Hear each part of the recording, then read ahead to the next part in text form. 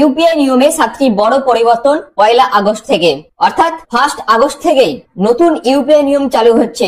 এই বিষয়ে যাবতীয় কমপ্লিট যে সমস্ত রিপোর্টগুলো বা যে সমস্ত নিয়মগুলো চালু হতে চলেছে ইউপিআই ক্ষেত্রে, সেগুলি সবকিছুই আমি আপনাদের কাছে এই ভিডিওর মাধ্যমে আলোচনা করব। তার জন্য আপনারা পুরো ভিডিওটি প্রথম থেকে শেষ পর্যন্ত কমপ্লিট দেখুন। যেখানে কি বলা হচ্ছে না, 1 আগস্ট 2025 থেকে কিন্তু ইউপিআই এর 7টি বড় পরিবর্তন কিন্তু নিয়ে আসা হয়েছে এবং এই পরিবর্তনগুলি কি কি সবকিছু আমি আপনাদের কাছে তুলে ধরবো এবং এইগুলি কি উদ্দেশ্যে নিয়ে আসা হয়েছে এবং এর ফলে ট্রানজাকশনের ক্ষেত্রে কি কি এর প্রভাব পড়বে সবকিছুই আপনাদের কাছে এই ভিডিওর মাধ্যমে আলোচনা করব। তার জন্য আপনারা পুরো ভিডিওটি প্রথম থেকে শেষ পর্যন্ত কমপ্লিট দেখুন। পুরো কমপ্লিট ইনফরমেশন আপনারা কিন্তু এই ভিডিওর মাধ্যমে পেয়ে যাবেন। আর এরকমই ইনফরমেটিভ ভিডিও বাংলাতে পেতে চাইলে অবশ্যই চ্যানেলটিকে সাবস্ক্রাইব করে পাশে থাকা বেল আইকনটি অল করে রেখে দেবেন। তো hello everyone, welcome to online study YouTube channel. Online study YouTube চ্যানেলে আপনাদের সবাইকে স্বাগত।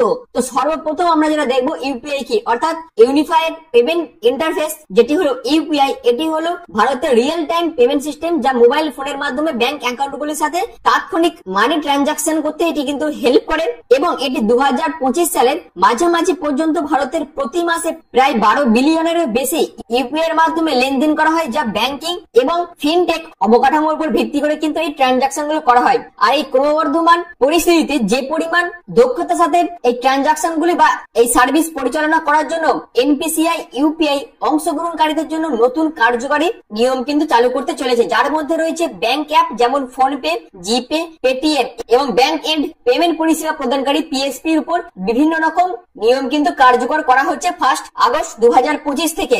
যেখানে এই নতুন নিয়মের উদ্দেশ্য কি, অর্থাৎ সর্বোচ্চ ট্রাফিকের সময় ইউপিআই সিস্টেমের স্থিতিশীলতা বৃদ্ধি করা, অতিরিক্ত অনুসন্ধানের মাধ্যমে সিস্টেমের অপব্যবহার রোধ করা, এছাড়াও ইউপিআই লোড ব্যবস্থাপনা অপটিমাইজেশন করার উদ্দেশ্যে এবং অটোপে বা ব্যর্থ লেনদেনের দ্রুত প্রক্রিয়াকরণ নিশ্চিত করার উদ্দেশ্যে এবং যে সমস্ত পেমেন্ট এগ্রিগেটর আছে এবং সেই সমস্ত এগ্রিগেটরদেরও আরো জবাবদিহি করার উদ্দেশ্যে কিন্তু এই নতুন নিয়মগুলো ইউপিআই সিস্টেমের মধ্যে নিয়ে আসা হয়েছে। তো আশা করি এই পর্যন্ত আপনাদের কাছে ক্লিয়ার করতে পেরেছেন। তো এরপর দেখবো যে নতুন নিয়মগুলি ইউপিআই এর মধ্যে ইনস্টল করা হয়েছে, সেই নতুন নিয়মগুলির বিস্তারিত বিবরণ আমি আপনাদের কাছে এবার আলোচনা করব, যেটি 1 আগস্ট 2025 থেকে কিন্তু এই নিয়মগুলো নিয়ে আসা হচ্ছে। তার প্রথমে হচ্ছে ব্যালেন্স চেকের দৈনিক সীমা, অর্থাৎ এর মধ্যে নতুন কি কি নিয়ে আসা হয়েছে, যেখানে ব্যবহারকারীরা ইউপিআই অ্যাপের মাধ্যমে দিনে মাত্র 50 বার প্রতি অ্যাপ পিছু তাদের ব্যাংক ব্যালেন্স চেক করতে পারবেন। এবং এটি কেন নিয়ে আসা হয়েছে না, অনেক অ্যাপ প্রতিটি লেনদেনের পরে স্বয়ংক্রিয়ভাবে ব্যালেন্স রিফ্রেশ করে, যার ফলে অপ্রয়োজনীয় এপিআই লোড ক্রিয়েট হয় সিস্টেমের মধ্যে এবং তার ফলে সিস্টেম স্লো হয়ে যায় এবং এটিকে কন্ট্রোল করার জন্য কিন্তু এই নতুন নিয়মটা নিয়ে আসা হয়েছে, যেখানে দিনে মাত্র 50 বারই আপনারা কিন্তু ব্যালেন্স চেক করতে পারবেন। আর এতে আপনার উপর প্রভাব কি পড়বে, যদি আপনি 50 বার ব্যালেন্স চেকের যে সীমা, সেই সীমায় যদি আপনি পৌঁছে যান, তাহলে আপনার ওই অ্যাপটি সেই দিনের জন্য ব্যালেন্স দেখানো বন্ধ করে দেবে এবং লেনদেন পরবর্তী আপডেটের উপরে আপনাদের নির্ভর করতে হবে। তো এটা হচ্ছে প্রথম নিয়ম। এর পরবর্তীতে আসবো অ্যাকাউন্ট তালিকা এপিআই এর সীমা, অর্থাৎ এর মধ্যে নতুন কি নিয়ে আসা হয়েছে না, ইউপিআই অ্যাপগুলি লিস্ট অ্যাকাউন্টস অর্থাৎ এপিআই লিংক করা অ্যাকাউন্টগুলি দেখানোর জন্য প্রতি ব্যবহারকারীদের জন্য দিনে মাত্র 25 বার কল করতে পারে। কেন এটি নিয়ে আসা হয়েছে না, ব্যবহারকারী যখনই অ্যাপটি খুলবেন তখন অ্যাপগুলি অ্যাকাউন্টের বিকল্পগুলি দেখানোর চেষ্টা করলে অনুরোধের সংখ্যা হ্রাস করে। এই নিয়মটি আনার ফলে আপনার উপর কি প্রভাব পড়বে না, যদি আপনি এটাকে অতিক্রম করেন তাহলে অ্যাপটি আপনার অ্যাকাউন্ট তালিকায় সাময়িকভাবে নাও দেখাতে পারে। তো এটি হচ্ছে সেকেন্ড নিয়ম, যেটি পরিবর্তন করা হয়েছে। এরপর আসবো ব্যর্থ লেনদেনের পুনরায় চেষ্টার সীমা নিয়ে। যে সমস্ত লেনদেনগুলি বা যে সমস্ত ট্রানজাকশনগুলি ব্যর্থ হয়ে যাবে এবং সেই ট্রানজাকশনগুলি পুনরায় চেষ্টা করার যে নিয়ম, সেটিও কিন্তু পরিবর্তন করা হয়েছে। অর্থাৎ যদি কোনো ইউপিআই পেমেন্ট ব্যর্থ হয় তাহলে অ্যাপগুলি প্রতি লেনদেনে মাত্র 3 বারই পুনরায় চেষ্টা করতে পারবেন এবং পিক আওয়ার অর্থাৎ সকাল 10টা থেকে দুপুর 1টা আবার বিকেল 5টা থেকে সন্ধ্যা 9টা পর্যন্ত ট্রানজাকশন পুনরায় চেষ্টা করার যে ফ্রিকোয়েন্সি সেটা কিন্তু সীমিত থাকবে। আর এটি কেন নিয়ে আসা হয়েছে না, অনিয়ন্ত্রিত পুনঃপ্রচেষ্টা সিস্টেমকে আটকে দেওয়ার জন্য কিন্তু এটি নিয়ে আসা হয়েছে। আর এর প্রভাব আপনার উপর কি পড়বে না, আপনার যদি কোনো পেমেন্ট ব্যর্থ হয় তাহলে আপনাকে আরো অপেক্ষা করতে হতে পারে অথবা অন্য কোনো পদ্ধতিতে আপনাকে চেষ্টা করতে হতে পারে। আর এই ট্রানজাকশনের সমস্যাটি যদি থেকেই যায় তাহলে অন্য কোনো অ্যাপ বা ব্যাংক ব্যবহার করেও আপনারা কিন্তু সেই ট্রানজাকশনটি আপনাদের করতে হবে। তো এই সমস্ত প্রভাব কিন্তু পড়বে। এর পরবর্তী যে নিয়মটি আছে সেটা হচ্ছে অটোপে টাইম স্লট এনফোর্সমেন্ট, অর্থাৎ ইউপিআই অটোপে লেনদেন যেমন ইএমআই, বিল, ওটিটি সাবস্ক্রিপশন, এই সমস্ত যে ট্রানজাকশন গুলো হয় সেখানে এখনো নির্দিষ্ট সময়ের মধ্যে এর প্রক্রিয়া করা হবে। কিন্তু কেন না, আগের নিয়ম অনুযায়ী এই সমস্ত যে ট্রানজাকশন যেমন ইএমআই, তারপর বিল পেমেন্ট, ওটিটি সাবস্ক্রিপশনের ট্রানজাকশন, এই সমস্ত ট্রানজাকশন গুলি আগের নিয়ম অনুযায়ী পিক আওয়ারে এই ধরনের সমস্ত ট্রানজাকশনই কিন্তু আটকে থাকতো, এবং নতুন নিয়মের ফলে পিক আওয়ারের ট্রানজাকশনের চাপ কমানোর জন্য এবং সেগুলিকে নন পিক স্লটে স্থানান্তরিত করে স্মুথ ট্রানজাকশন করার জন্য কিন্তু এই নতুন নিয়মটি নিয়ে আসা হয়েছে। এবং এর উপর আপনার কি প্রভাব পড়বে না, আপনাকে আগে থেকেই এর ম্যান্ডেট অনুমোদন করতে হবে, এবং আপনি যদি পেমেন্ট স্লটটি মিস করে যান সেক্ষেত্রে আপনাকে এই ট্রানজাকশনটি করার জন্য আরো 24 ঘন্টা ওয়েট করতে হতে পারে। তো এই সমস্ত প্রভাব কিন্তু পড়বে আপনার উপর। তো এই নিয়মটিরও কিন্তু পরিবর্তন করা হয়েছে। এরপর হচ্ছে সহজলভ্য রিফান্ড চার্জব্যাক নিয়মাবলী, অর্থাৎ এর মধ্যে নতুন কি ইনক্লুড করা হয়েছে না, অনেক ব্যবহারকারী লেনদেন ব্যর্থ হলে বিলম্বিত অর্থ ফেরত বা স্পষ্টতার অভাবে অভিযোগ করেন, অর্থাৎ কোন ট্রানজাকশনের ক্ষেত্রে পেমেন্ট ফেল হলে রিফান্ড এবং ডিসপিউটের ব্যাপারে যে অভিযোগগুলো সেগুলি আপনারা করে থাকেন, অর্থাৎ ব্যবহারকারী লেনদেন ব্যর্থ হলে বা সেই ট্রানজাকশনটি বিলম্বিত হতে থাকলে তার অর্থ ফেরত পাওয়ার জন্য প্রত্যেকেই অভিযোগ করে থাকেন। এবং নতুন কি নিয়ে আসা হয়েছে এবং কি উন্নত নিয়ম এর মধ্যে ইনক্লুড করা হয় তার মধ্যে হচ্ছে বাধ্যতামূলক রেজলিউশন টাইমলাইন এবং চার্জব্যাক গুলি আরো ভালোভাবে এরপর থেকে ট্র্যাকিং করা হবে, এবং এর ফলে আপনার উপর প্রভাব কি পড়বে না, ব্যর্থ লেনদেনের জন্য যাতে দ্রুত টাকা ফেরত দেওয়া হয় সেই দিকেও কিন্তু লক্ষ্য রাখা হবে, এবং এই ট্রানজাকশন গুলির ক্ষেত্রে আরো স্বচ্ছতা নিয়ে আসা হবে। তো এই সমস্ত প্রভাব কিন্তু এই নিয়মটির ফলে আপনাদের উপর পড়বে।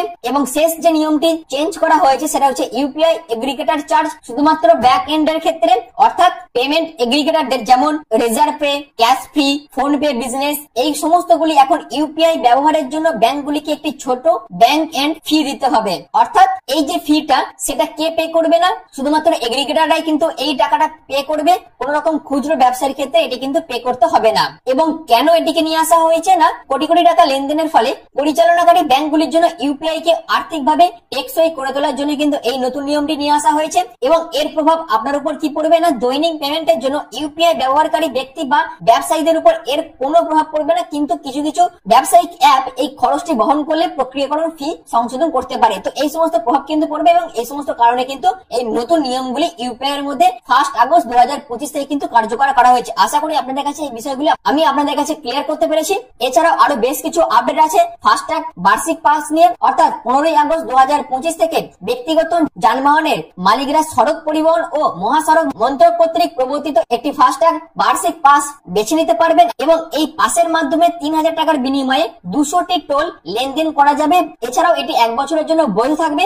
আর এই যে উদ্যোগটি নিয়ে আসা হয়েছে এর লক্ষ্যই হলো টোল পরিশোধ সহজ করা এবং ঘন ঘন হাইওয়ে ব্যবহারকারীদের জন্য আরো সাশ্রয়ী বিকল্প প্রদান করা। তো এটিও কিন্তু খুবই দারুণ একটি আপডেট, যেটি কিন্তু মহাসড়ক মন্ত্রকের তরফ থেকে কিন্তু নিয়ে আসা হয়েছে। অর্থাৎ এরপর থেকে আপনারা ফাস্ট্যাগের বার্ষিক পাস কিন্তু বেছে নিতে পারবেন, যেখানে আপনাদের 3000 টাকার বিনিময়ে 200টি টোল লেনদেন আপনারা করতে পারবেন। আশা করি এই ব্যাপারটা আপনাদের কাছে ক্লিয়ার করতে পেরেছি। এরপর আরো একটি আপডেট আছে, সেটা হচ্ছে পাঞ্জাব ন্যাশনাল ব্যাংকের কেওয়াইসি আপডেট নিয়ে, অর্থাৎ দেশের বৃহত্তম রাষ্ট্রায়ত্ত ঋণদাতা পাঞ্জাব ন্যাশনাল ব্যাংক তাদের গ্রাহকদের ব্যাংক অ্যাকাউন্টে সুষ্ঠু কার্যকারিতা নিশ্চিত করার জন্য 8 আগস্ট 2025 আগে প্রত্যেক গ্রাহককে তাদের ব্যাংক অ্যাকাউন্টের যে তথ্য সেগুলিকে আপডেট করতে বলা হয়েছে, অর্থাৎ কেওয়াইসি আপডেট করতে বলা হয়েছে, এবং এটি কিন্তু পিএনবি থেকে প্রকাশিত এক প্রেস বিজ্ঞপ্তিতে বলা হয়েছে। আর এই কেওয়াইসি আপডেটটি ভারতীয় রিজার্ভ ব্যাংকের নির্দেশিকা অনুসারে কিন্তু করা হচ্ছে। উল্লেখযোগ্যভাবে ব্যাংকের প্রেস বিজ্ঞপ্তি অনুসারে আরো বলা হয়েছে যে যাদের অ্যাকাউন্টে 30 জুন 2025 পর্যন্ত কেওয়াইসি আপডেট মুলতুবি রয়েছে তাদের কিন্তু 8 আগস্ট 2025 এর মধ্যে কেওয়াইসি আপডেট করে নিতে হবে। তো এইটিও কিন্তু খুবই দারুণ একটি আপডেট আমি আপনাদের কাছে এই ভিডিওর মাধ্যমে তুলে দিলাম, যেখানে এবং যারা যারা এই ভিডিওটি দেখছেন এবং তাদের মধ্যে যাদের পাঞ্জাব ন্যাশনাল ব্যাংকে অ্যাকাউন্ট আছে তাদেরকে কিন্তু 8 আগস্ট 2025 এর মধ্যে কেওয়াইসি আপডেট করে নিতে হবে। তো এর পরবর্তীতে আরেকটা আপডেট আছে, এটা হচ্ছে commercial LPG cylinder price cut by Rs 32.50 new rates effected from today. তো এই আপডেটটি আমি আপনাদের কাছে তুলে ধরলাম, অর্থাৎ যে সমস্ত কমার্শিয়াল এলপিজি সিলিন্ডার আছে সেই সমস্ত সিলিন্ডারের প্রাইস কাট হয়েছে 33 টাকা 50 পয়সা কিন্তু প্রাইস কাট হয়েছে, আর যেটা কিন্তু আজ থেকে কার্যকর হয়েছে। তো আশা করি এই যে ইনফরমেশন গুলো আমি আপনাদের কাছে তুলে ধরলাম, যেখানে ইউপিআই যে 7টি নিয়ম এসেছে সেই আপডেট গুলো আমি আপনাদের কাছে তুলে ধরলাম, এবং তার পাশাপাশি ফাস্ট্যাগ এবং পাঞ্জাব ন্যাশনাল ব্যাংকের যে আপডেট গুলো ছিল সেগুলো আমি আপনাদের কাছে একটি ভিডিওর মাধ্যমে আলোচনা করে দিলাম। আশা করি আপনাদের কাছে পুরো বিষয়টা ক্লিয়ার হয়ে গেছে। যদি ভিডিওটি ভালো লেগে থাকে, যদি ভিডিওটি ইনফরমেটিভ মনে হয়, তাহলে অবশ্যই চ্যানেলটিকে সাবস্ক্রাইব করে পাশে থাকা বেল আইকনটি অল করে রেখে দেবেন। আর যদি এই বিষয়ে আপনাদের কিছু মতামত থাকে তাহলে অবশ্যই আপনারা কমেন্ট সেকশনে সেই মতামতটি মেনশন করে দেবেন। আর ভিডিওটি কেমন লাগলো অবশ্যই কমেন্ট সেকশনে জানাবেন। যদি ভিডিওটি ভালো লেগে থাকে, যদি ভিডিওটি ইনফরমেটিভ মনে হয়, তাহলে অবশ্যই চ্যানেলটিকে সাবস্ক্রাইব করে পাশে থাকা বেল আইকনটি অল করে রেখে দেবেন। আর ভিডিওটি প্রথম থেকে শেষ পর্যন্ত দেখার জন্য আপনাদের অসংখ্য ধন্যবাদ।